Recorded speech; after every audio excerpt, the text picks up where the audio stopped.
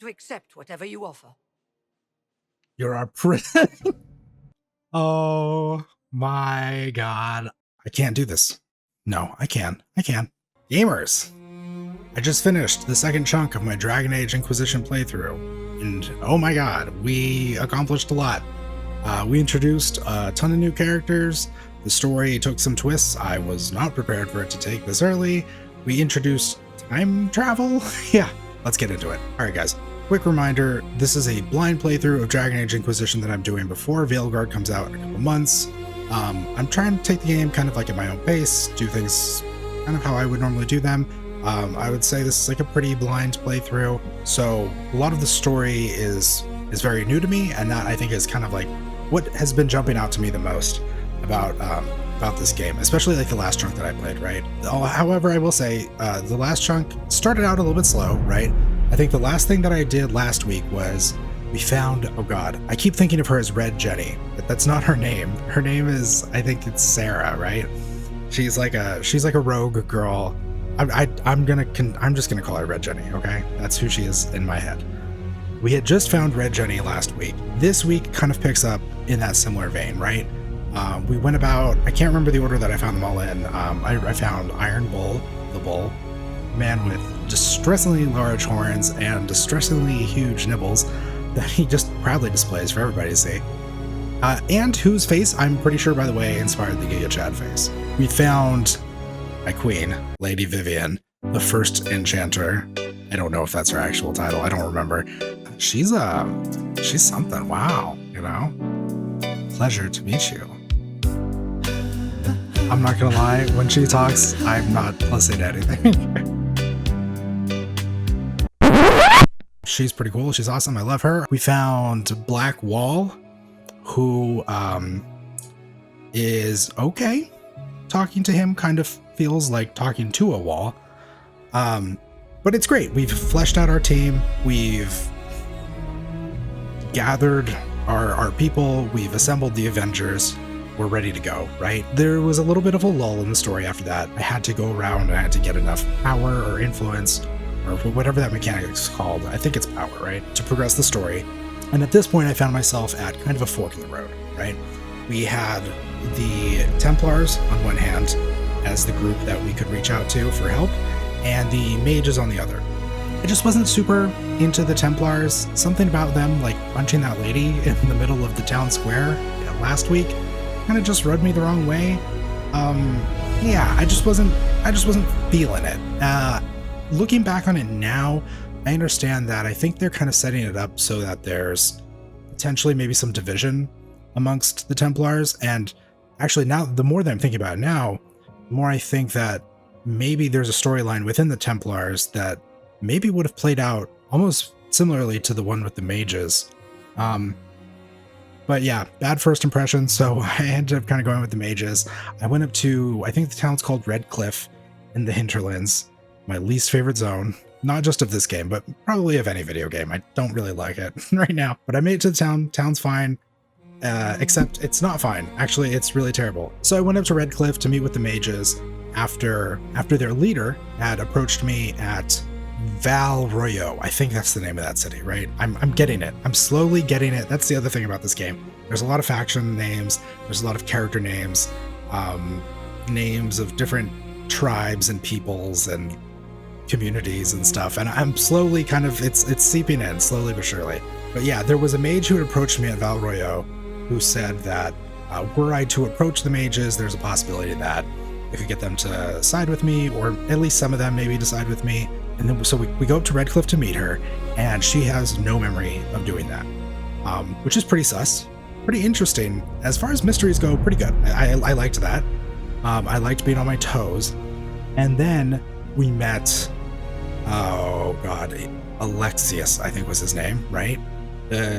He looks like a red wizard from D&D almost. He has like the hood with like the little pointy things. Great character design. Love Alexius. Great character overall too. Really nails that purposefully bad first impression, right? The guy comes off as just like an absolute prick, and he's somehow gotten the mages to become his indentured servants, which rubs me all kinds of wrong ways, but it's great for a villain, right? And so we muster our forces, we go back, we try to make a decision, and I commit to it. I decide, listen, we're going to go help the mages. We're going to see what we can do. We go do the meeting with Alexius as a distraction for our forces to sneak into the room and take out his forces, right? Which goes without a hitch. It's perfect, which was actually really cool. I really liked that. I liked that if I were playing a different game, I would have expected, okay, we need to sneak in and take out the captain. This is going to be like a stealth mission. We're going to have to like go in at night, employ some stealth mechanics, and then have like a showdown, a face-off with Alexius and some high tower. It's going to be some fantasy bullshit, right? And we got some fantasy bullshit, but it didn't shake out exactly like that. We go to the meeting. As we're in the meeting, our forces kind of like take out his forces, and we basically tell him like, yo, the jig is up. Oh my god, I totally skipped over a whole part. So there's this part where after your initial meeting with him, you're approached by someone who, just based off of his introduction, I assume is like a fan favorite character, this Dorian guy. Super handsome, great mustache, right? Him and Alexius' son, Felix, I think is his name. They tell you that, yo, Alexius, he's up to some bad shit. He is like part of some cult. It's all bad news. And he's started to use like time magic to fuck with things, which kind of solves the question that we had earlier about, well, why doesn't the leader of the mages, why doesn't she remember coming to meet us, right? Well, it's because he distorted time to make it so that in her timeline reality, I'm not exactly clear. The weird thing is it's not exactly 100% clear how timeline stuff works out, but I think because the time travel is magic based, it actually kind of lends itself to being a little bit more easily forgiven than like science-based time travel in other stories and television and film, or at least that's kind of like my impression, and that's kind of the way that I felt about it. But anyways, so yeah, he's got time magic. He's working for some evil cult. It's all bad news. When we finally confront him in his throne room, our spies, agents, forces, whatever you want to call them, are actually successful without us having to even be there. They're kind of like successful off screen until they make it on screen, letting us know that they were successful in their mission, which is really cool, I think. It's not the kind of thing that you see too often, I think, in games. Like, usually whenever there's like a plan in a video game, you know, in any kind of video game story, it's like, oh yeah, we started this plan and we hit a snag, and now you, the hero, needs to go help fix things, right? And that creates gameplay, right? It's kind of a lazy way to do it, but that's just kind of like a storytelling pattern that I've noticed in so many games. But they kind of avoid that in this game, which is really cool. Anyways, once we have Alexius sort of like cornered and dead to rights, he employs like a time travel spell, which removes us out of that current timeline, preventing us from sealing the rifts and accomplishing our mission. And he sort of like accidentally sends us like off into the future, 1 year from that day. We get to see like, this is where things get like really, really off the rails, right? We meet a bunch of people from our party. They've all been like captured and put in prison, and they're like, some of them are being tortured. It gets like really, really dark. Like, you basically like get to experience like the darkest timeline, and you sort of rally your forces, as beaten and battered as they are, some of them a little bit more beaten and battered than others, and you go find Alexius, and you're kind of expecting like, oh, he's gonna think he's won. He's gonna think you know, that he's gonna be so surprised by us being there, and all of that kind of gets turned on his head. He doesn't seem very like happy about his victory. He's aware of the fact that because he didn't have enough time to do his time magic spell properly, he knows that it's only a matter of time for him until we get there, right? And so by the time we get there, he already is like a shell of a man, and he's acting as though he's failed because he knows, right? He knows that the spell that he was kind of forced to cast means that it's not going to work. And even though things have worked over the course of this past year, where we have been removed from the timeline, he knows that clock's ticking for him, right? During this whole side quest as well, we're introduced to a new character known as the Elder One, the old one. I think it's the Elder One. The thing is, we're not really introduced to him. We don't get to meet him, but we hear about him so much that I'm going to go ahead and call it an introduction. right? This is the guy who's the leader of the cult that Alexius is part of, and he seemingly, right now at least, is going to be the main antagonist. He's the one behind the rifts. He's the one trying to bring about what seems to be like the end of the world. As I learn more about like the lore and all the factions and the deities and stuff like that, I'm sure I'll get a better grasp of like the true meaning and impact of all of that. But for the time being, like, yeah, he's the big bad, right? The elder one. And his introduction, and again, I'm going to double down on calling it that because we're introduced to, maybe we don't see his face, maybe we don't see his person, but we're introduced to like what his vision, what his plan for the world is, which is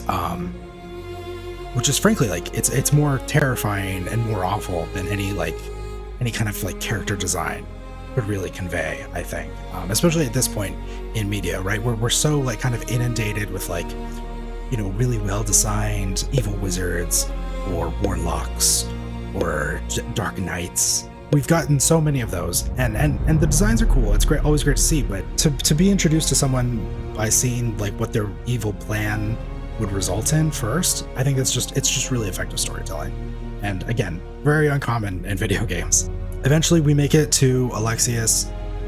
He is that shell of a man. He's broken. We have our big fight with him. But it feels not very final bossy, if that makes sense.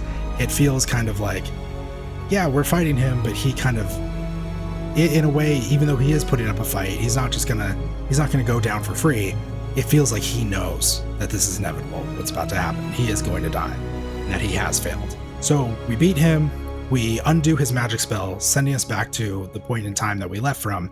And when we get back, he knows immediately that he's lost, right? Because he understands, I did my magic time spell, and you're back here, which means that you undid it in the future, so you're back. So you see him, you see that realization dawn on him immediately. And I think he very quickly, he accepts that, and I think he actually becomes your prisoner. I haven't visited him back in Haven yet, but I heard someone say something about how he is in the cells actually at your headquarters now. And then after that, you basically, the landlord or Redcliffe shows up, kicks the mages out, and so they have no choice but to join us. So, you know, sad day for them, good day for us. Their misfortune is our, it's our win. So that's the story so far. The mages have joined us at Haven, they've joined the Inquisition, and we are about to head out and try to seal the breach. At this point, I've been playing for quite a while, so I've decided to save that for later. We'll see how that shakes out.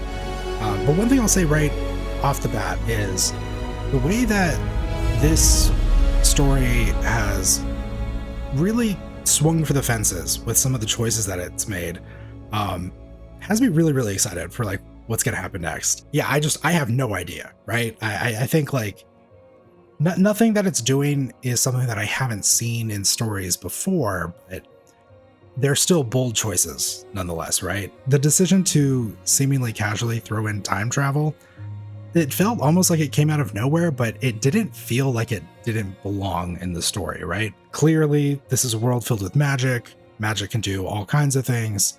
Time travel doesn't seem out of the question, but it seems like it should be difficult. And everything that the story shows us makes it clear that it is a difficult thing to do, right? Time travel. And Alexius, although he's been kind of getting away with it, the fact that, you know, at a certain point he's forced to sort of like do it prematurely and do it on command, you know, he flubs it up. he screws it up, and it backfires on him in a big way. That's really cool. It feels really like well earned for us. Let's see. I also want to talk about the characters, I guess, really quick, because we've had so many of them introduced. I'm not sure if the full party is with us now. A quick rundown. I think we've got Sandra, Solus, and Varric, right? We started with them.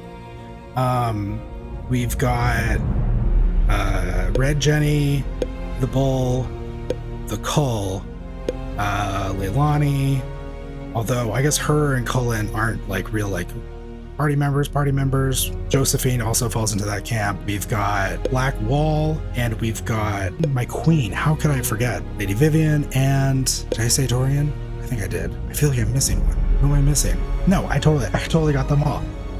Yeah, I got them all. Okay. At this point in the story, also, I had to start taking like little moments to pause when I was back in Haven so that I could have conversations with my party people, and those have been pretty good. The best thing that I'll say about them is that they do help me learn more about the Dragon Age world and the lore and stuff, because I get to learn about it through the perspective of these people who feel like real people. By putting like a face to a person who has a story, it makes the story like more relatable and more interesting than if you were just to say like, and in the 9th era, the elves were banished from the coast, right? That kind of thing. Just it's not that interesting when it's told like that.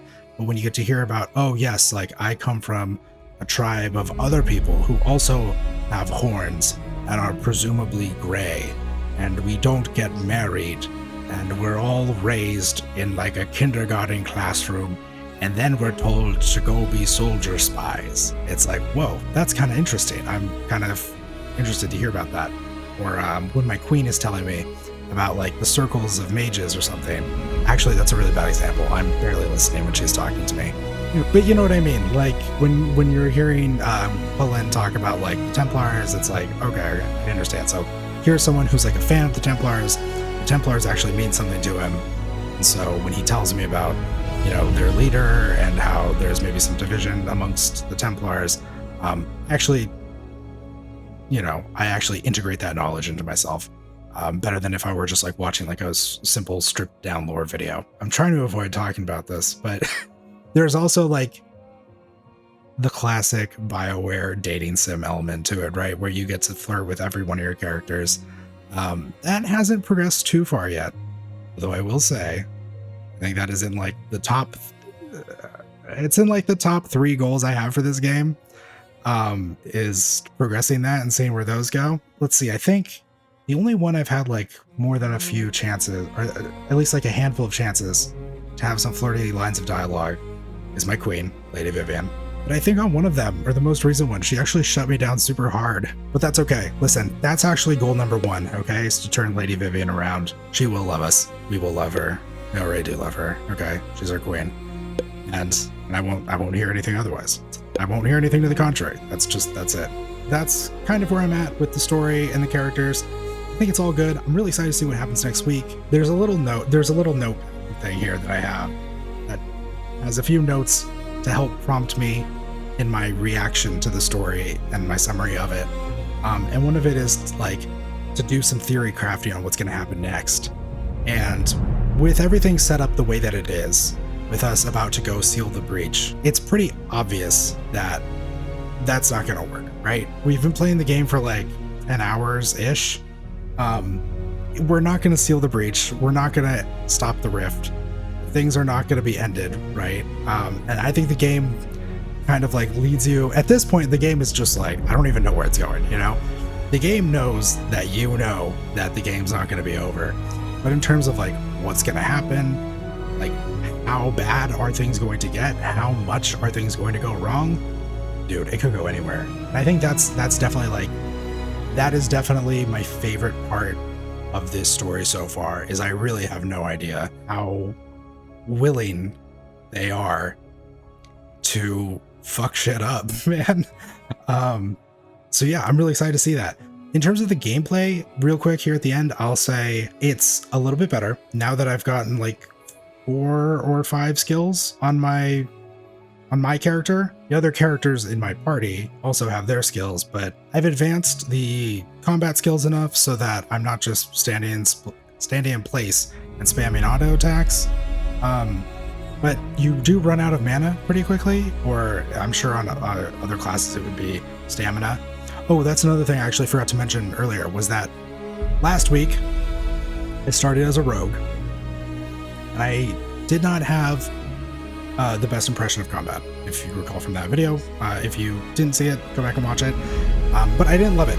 I was playing on, I think, medium difficulty, and I was playing a rogue, and the combat boiled down to run up to people, stab them with my 2 knives, and wait for my stamina to come back so I can use an ability. And even in medium difficulty, a lot of the enemies were like just huge HP pools that took forever for me to whittle down. What I ended up doing, because I just wasn't a huge fan of that gameplay style, I wasn't a huge fan of the combat, I started a new playthrough earlier this week, just so that I would have time to catch up to where I ended last week. Now I'm playing a mage, which is a little bit more fun. I like the freedom of being able to attack from farther away. Obviously, having range is good. And I also am playing now on casual difficulty. I think the enemies still have a little much in terms of HP. It is a little annoying. I think it would be cooler to have like more demons flooding out of these rifts, but like they died easier, so that you could kind of like manage these like larger waves. That might be cool. You could get more use of like AoE spells. I think it'd be really cool. So I'm not totally turned around to the combat, but I think this is better. I kind of think this is the better way to play, at least for me. Listen, if you like the tactical slow down time combat version of this game, by all means, God bless, have your fun, don't let me spoil it for you. But I think for me, I'm primarily hooked into this game, at least at this point, by the story, and not so much by like the side combat content. So I think I'm going to continue the playthrough this way. And who knows, if we finish the game with enough time before Veilguard, maybe I'll go back and try like, you know, a hard or whatever the higher difficulty run is. Maybe we'll try that. Could be fun. But yeah, for now, that's what I've decided to do. I think, one, it lets me enjoy the story a little bit more, and two, I think it'll be easier for me to actually finish the game before Veilguard comes out. So that'll be cool. All right, guys, thanks for watching. If you have comments, please keep them spoiler free down there. And also, if it's your first time here, make sure you subscribe to my channel. We've got more Dragon Age content coming out. I've been doing a lot of coverage for Final Fantasy XIV, and we're actually about to dive into World of Warcraft's latest expansion, War Within. So if you want to see stuff like that, I do a variety of games. And yeah, be happy to see you in the next one. Peace. All right, good enough. I'll take it. That was pretty good. That was pretty good. To accept whatever you offer. You're our Oh my God. I can't do this. No, I can. I can.